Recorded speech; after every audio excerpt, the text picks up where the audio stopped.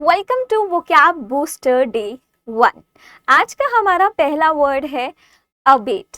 Abate का क्या मतलब होता है? अबेट का मतलब होता है कि किसी चीज को कम स्ट्रॉन्ग बना देना, मतलब बेसिकली लेस करना, है ना। कम कोई सीरियस चीज है उसको आप कम स्ट्रॉन्ग करते हो, कम सीवियर कर देते हो, राइट। तो मीनिंग क्या है? To become less intense, strong या फिर सीवियर। अगर हम हिंदी में इसका मीनिंग देखें तो आप बोल सकते हो कि कम होना, घट जाना या फिर शांत होना। ओके, अब इसको आपने सेंटेंस में यूज कैसे करना है? एक वर्ब की तरह। ये आपका वर्ब होता है एक। ओके, मीनिंग आप लोग समझ गए हैं। अब याद करने की ट्रिक क्या है? तो देखो, अबेट को आप याद कर सकते हो अबिट से। अबिट, ठीक है, थोड़ा सेम सेम साउंड कर रहा है। Abate, a bit, okay, a bit less, okay, a bit less, right. मतलब कि कोई चीज कम हो रही है, समथिंग बिकम्स लेस। अब एक सेंटेंस देखते हैं इसका। The storm finally abetted. तो तूफान जो था वो क्या हो गया? कम हो गया, है ना, थोड़ा शांत हो गया आफ्टर मिडनाइट। अब इसके अगर आपको सिमिलर वर्ड्स देखने हैं तो सिमिलर वर्ड्स हो सकते हैं लेसन, डिमिनिश, सबसाइड या फिर डिक्रीज। एंड एंटोनिम्स की बात करूं अगर ऑपोजिट्स की, तो ऑपोजिट्स इसके हो सकते हैं इंक्रीज, मतलब किसी को बढ़ाना, इंटेंसिफाई में भी आप बढ़ाते हो, एंड एग्रेवेट में भी आप बढ़ाते हो, इंक्रीज करते हो। Clear? Let's move to our second word. Second word हमारा है बेनोवलेंट। अब बेनोवलेंट को आपने यूज करना है एज एन एडजेक्टिव, एक विशेषण की तरह आप इसको यूज करोगे। मीनिंग इसका होता है काइंड, जेनरस, मतलब वो कहते हैं ना बहुत बड़े दिल वाला है, इतनी ज्यादा चैरिटी करता है, राइट। तो मतलब कि काफी बेनोवलेंट पर्सन है। Okay, so kind, generous and willing to help others. Hindi में अगर देखें तो हिंदी में आप बोल सकते हो दयालु, परोपकारी, उदार, है ना। याद करने की ट्रिक क्या है? देखो, बेनोवलेंट, बेनोवलेंट को आप याद कर सकते हो बेनिफिट वर्ड से। थोड़ा थोड़ा सेम सेम साउंड कर रहा है। तो बेनोवलेंट पर्सन क्या करता है? दूसरों का बेनिफिट करता है, बेनिफिट में भी आप फायदा करते हो। ओके, अब एक सेंटेंस देखते हैं, जैसे कि the benevolent businessman donated money to the school. Okay, similar words इसके हो जाएंगे kind, charitable, generous and compassionate. And अगर बात करें एंटोनिम्स की, ऑपोजिट वर्ड्स की, तो वो हो जाएगा आपका क्रूअल, सेल्फिश, अनकाइंड एंड मालवोलेंट। और यहाँ पे एक इंटरेस्टिंग सा फैक्ट आप देखना कि जो बो होता है, अगर आप किसी वर्ड में बो देख रहे हो या आप किसी वर्ड में बेन देख रहे हो, सो ये होता है अच्छे के लिए, गुड। और अगर आप किसी वर्ड में अगर आप माल देख रहे हो, तो माल आपका होता है बैड के लिए। तो CUET जैसे एग्जाम्स में आपको बेनोवलेंट और मालवोलेंट के बीच का, है ना, डिफरेंस आ जाता है MCQ में। So you should know this. Okay, let's move to our third word. Third word है हमारा कैंडिड। अब बोलते हैं ना मेरी कैंडिड फोटो लो, मतलब कि मेरा एकदम रॉ, एकदम रियल रिएक्शन लो, है ना। तो कैंडिड जब हम बोलते हैं तो मतलब एकदम ट्रू। ओके, तो यही इसका मतलब होता है। कैंडिड का मतलब होता है honest and straight forward. Hindi में आप बोल सकते हो स्पष्टवादी, ईमानदार आप बोल सकते हो। एंड आपको इसे सेंटेंस में यूज करना है एज एन एडजेक्टिव। याद करने की ट्रिक तो बड़ी सिंपल सी है। कैंडिड फोटो से ही आप इसको याद कर सकते हो, कैंडिड कैमरा से ही आप इसको याद कर सकते हो। एक सेंटेंस देखते हैं इससे। She gave a candid opinion about the proposal.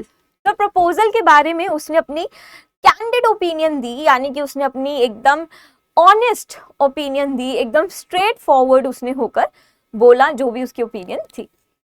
Synonyms अगर हम इसके देखें तो फ्रैंक, हम कहते हैं ना ये पर्सन बहुत ही फ्रैंक है, मतलब कि बहुत ट्रू है, ऑनेस्ट है, सिंसियर है एंड स्ट्रेट फॉरवर्ड। एंड अगर आपको इसके ऑपोजिट्स लिखने हैं तो ऑपोजिट्स में आप लिख सकते हो डिसऑनेस्ट, डिसीटफुल, जो धोखा दे दे, इवेसिव आप बोल सकते हो, बातें छुपा लेते हैं तब भी आप स्ट्रेट फॉरवर्ड नहीं हो, अवॉइड करते हो आप बातों को तब भी आप स्ट्रेट फॉरवर्ड नहीं हो, तो वो आप एंटोनिम्स में डाल सकते हो। एंड इनसिंसियर भी आप लिख सकते हो। ओके, हमारा नेक्स्ट वर्ड है डिलीजेंट। डिलीजेंट का मतलब होता है हार्ड वर्किंग, जो बहुत मेहनत करता है। Showing great care and effort in one's work, okay, and इसे आपने यूज करना है एज एन एडजेक्टिव। एक एडजेक्टिव की तरह आप इसे सेंटेंस में यूज कर सकते हैं। अब इसको याद करने की ट्रिक क्या है? वैसे तो ये बहुत ही कॉमन वर्ड है, जैसे हम बोलते हैं ना कि बहुत ही डिलीजेंट स्टूडेंट है, बहुत ही डिलीजेंट एम्प्लॉय है, यानी कि बहुत मेहनती है। तो डिलीजेंट को याद करने का तरीका वैसे क्या है? Doing it like it's guaranteed, है ना। आप ऐसे काम कर रहे हो जैसे ये तो गारंटेड है, मतलब आप बहुत मेहनत से वो काम कर रहे हो। ओके, सो एक सेंटेंस इसका देखते हैं हम। The diligent student completed all her assignments on time. तो डिलीजेंट स्टूडेंट थी, हार्ड वर्किंग स्टूडेंट थी, तो उसने अपने सारे असाइनमेंट्स को टाइम पे कंप्लीट कर दिया। अब सिनोनिम्स अगर हम देखें तो सिनोनिम्स में आप डाल सकते हो हार्ड वर्किंग, इंडस्ट्रियस भी होता है। अब देखो ये सारे वर्ड्स आपके एंट्रेंस एग्जाम्स में आ जाते हैं, है ना। तो इंडस्ट्रियस है, ये आ सकता है। एसिडियस है, एसिडस है, ये भी एक अच्छा वर्ड है जो आपके एग्जाम में आ सकता है। एंड डेडिकेटेड, सो इन सब का मतलब होता है hard working, okay. And antonyms में आप लिख सकते हो lazy, idle, diligent and careless. चलो, और सॉरी नेग्लिजेंट है ये, नेग्लिजेंट। ऑलराइट, नेक्स्ट हमारा वर्ड है एलोक्वेंट। एलोक्वेंट स्पीकर, है ना। तो एलोक्वेंट का मतलब होता है कि आप बहुत ही फ्लुएंट हो, ओके। तो बहुत ज्यादा फ्लुएंट होना, परसुएसिव होना बोलने में या फिर लिखने में। अगर हिंदी में हम देखें तो आप बोल सकते हो प्रभावशाली, है ना। तो आप बहुत फ्लुएंट हो, बहुत ही परसुएसिव हो बोलने में या लिखने में, तो उसे आप बोल सकते हो एलोक्वेंट। एंड इसको भी जब आप सेंटेंस में यूज करेंगे तो एज एन एडजेक्टिव आप इसको यूज कर सकते हैं। एक सेंटेंस देखते हैं। The leader delivered an eloquent speech. तो लीडर ने जो स्पीच डिलीवर की वो काफी एलोक्वेंट थी। एलोक्वेंट थी यानी कि काफी ज्यादा फ्लुएंट थी, ओके। सिनोनिम्स में अगर हम जाएं तो एक बहुत अच्छा वर्ड है इसका आर्टिकुलेट। आर्टिकुलेट भी हम उसे कहते हैं जो अपनी स्पीच में क्लियर होता है ना, जो फ्लुएंट होता है, ओके। एक्सप्रेसिव आप बोल सकते हो, फ्लुएंट तो आप बोल ही सकते हो, इसके साथ में परसुएसिव भी बोल सकते हो। एंटोनिम्स इसके हो जाएंगे इनआर्टिकुलेट। पहली बात तो इन लगा के हम इसका एंटोनिम बना सकते हैं इनआर्टिकुलेट। हेजिटेंट, जो हेजिटेट कर रहा है बोलने में तो वो फ्लुएंट नहीं होता, हेजिटेंट आप बोल सकते हो। इनकोहेरेंट आप बोल सकते हो, ठीक है। And then we have tongue tied, ये भी एक इंटरेस्टिंग वर्ड है, टंग टाइड भी आप बोल सकते हो, ओके। नेक्स्ट हमारा वर्ड है फ्रूगल। अब फ्रूगल का मतलब क्या होता है कि कम खर्चा करने वाला, है ना, कम खर्च करने वाला, उसे हम बोलते हैं फ्रूगल। अब मीनिंग इसका हो सकता है इकोनॉमिकल, ठीक है, केयरफुल अबाउट स्पेंडिंग मनी, मतलब आप बहुत ही ध्यान से, है ना, क्या करते हो, अपना पैसा स्पेंड करते हो। अब इसको याद करने की ट्रिक क्या है? देखो, फ्यू, एफ से फ्यू, ठीक है, आर यू से रुपीज, ठीक है, फ्यू रुपीज यूज्ड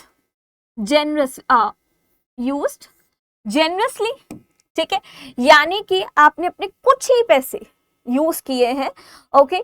या अब देखो शॉर्टकट है एकदम, एफ से फ्यू बस याद रखो, एंड रू से रुपीज, फ्यू रुपीज, यानी कि आप बहुत ही कम स्पेंड करते हो तो बहुत ही सोच समझ के आप स्पेंड करते हो। और ये भी आपका क्या है, एक एडजेक्टिव है ना। अब मैं आपको ये नेचर ऑफ वर्ड क्यों बता रही हूँ, क्योंकि आपके एग्जाम में पार्ट ऑफ स्पीच भी आते हैं, पार्ट्स ऑफ स्पीच भी आते हैं ना, तो आपसे पूछा जा सकता है ये वर्ड क्या है, एडवर्ब है, वर्ब है या फिर एडजेक्टिव है, तो इसको आपने कैसे यूज करना है, as an adjective, okay.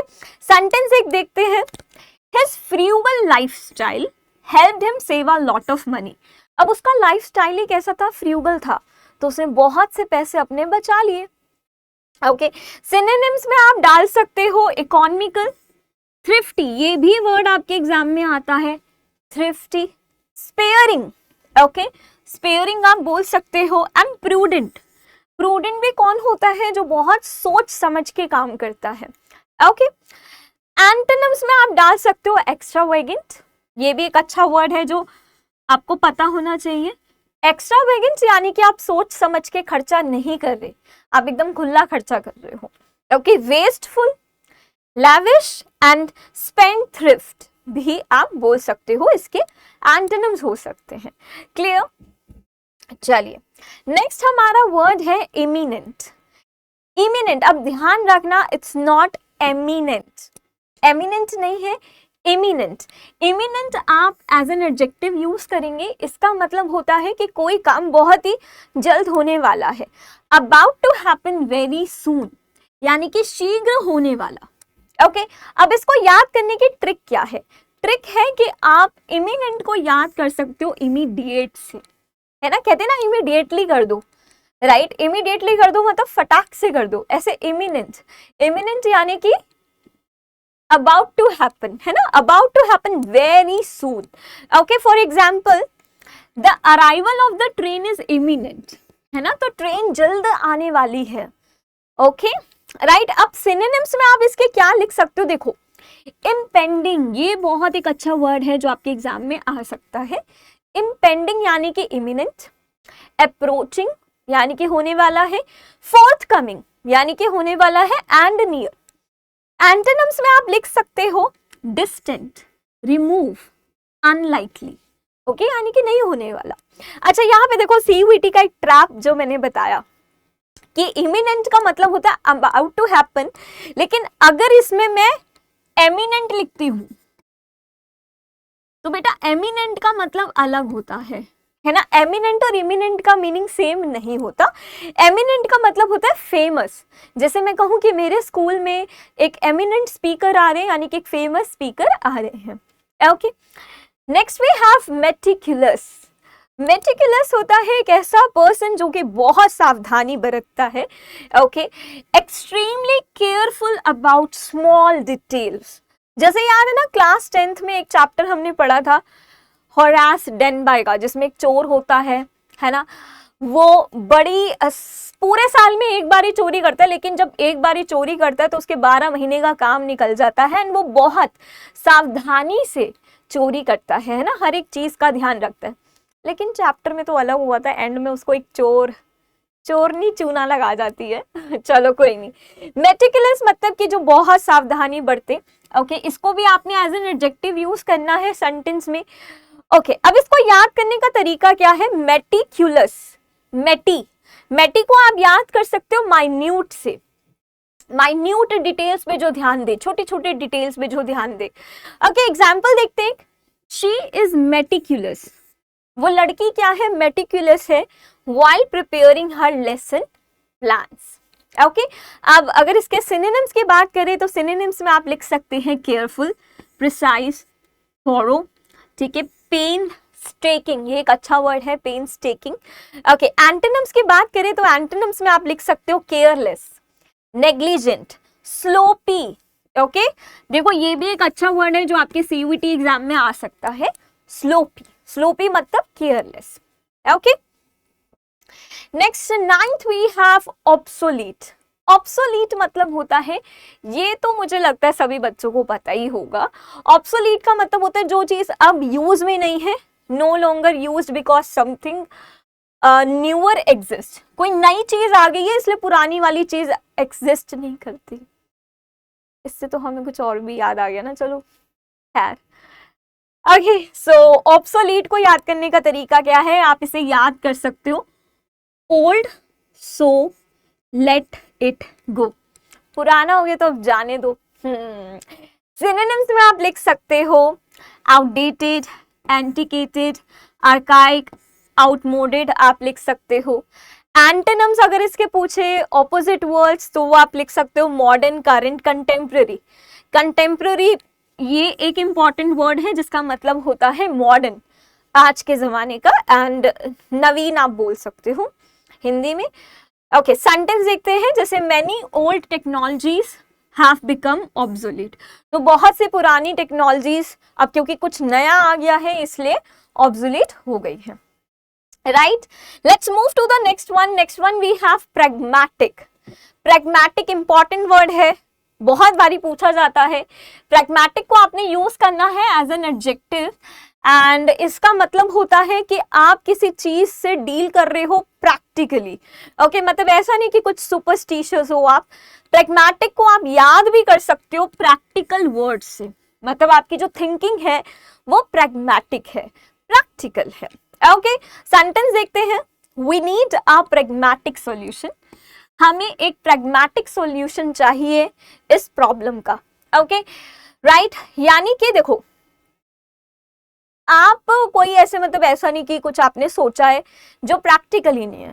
Practical अगर आप हो तो मतलब कि आप pragmatic हो। ओके, सिनोनिम्स में आप डाल सकते हो practical, realistic, sensible and rational. Rational एक इंपॉर्टेंट वर्ड है which means logical, practical, okay, realistic and antonyms में आप लिख सकते हो impractical, unrealistic, idealistic, okay, and आप लिख सकते हो unrealistic। अब यहाँ पे जो important word है that is idealistic, okay।